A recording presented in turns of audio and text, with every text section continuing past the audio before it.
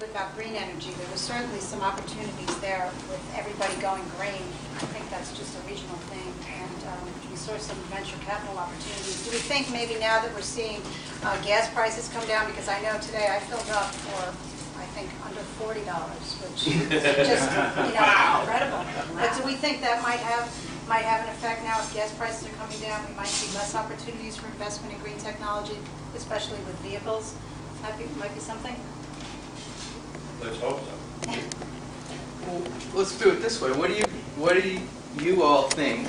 And let's try and get a couple opinions one way or the other. One way to say, well, here's our policy direction to do fuel cells. One way to do it is through tax cuts, and the other is through spending money on programmatic things.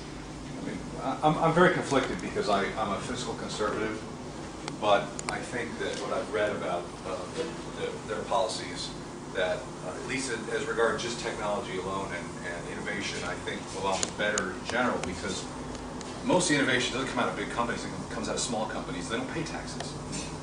So a tax break isn't going to help them very much.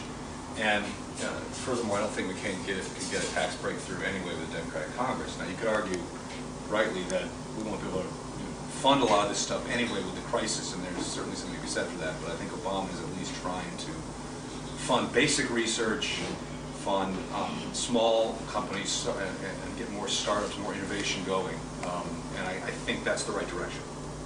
So. Thoughts on that? Over the last couple of years, I'm part of several angel groups. I've looked at dozens of companies, fuel technology, wind, solar, and you're right, we got to push it harder as we can. And maybe we're 20 or 25 years off from them having an impact on the economic activity of our country. So I'm also opposed to the Democrats who don't want to drill. We need all of the energy we can get.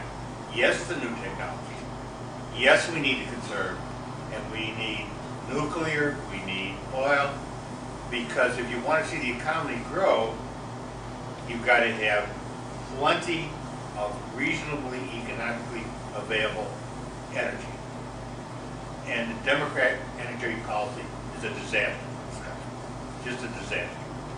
Specifically because they won't let you drill. They won't let you put nuclear plants up. They won't let you build refineries. You just go right down the line. Just look at what's happened, and we're suffering the result of that. And again, I'm all for new technology, but I've looked at dozens of these new technologies, and some of them offer real promise, but they're not going to fuel my car tomorrow. How long would a policy take? I don't think any policy will take effect tomorrow. I think we do need to look into alternative methods that. I'm all for alternatives, but the alternatives are not going to have any impact.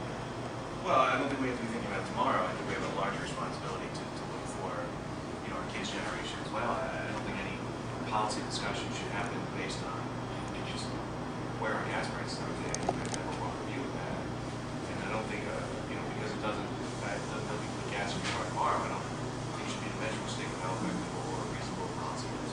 Well, the immediate impact you'd have, you announced that you were going to go home and drill and put up nuclear plants. The impact would be oil prices would start coming down, speculators would stop doing what they're doing, driving up prices.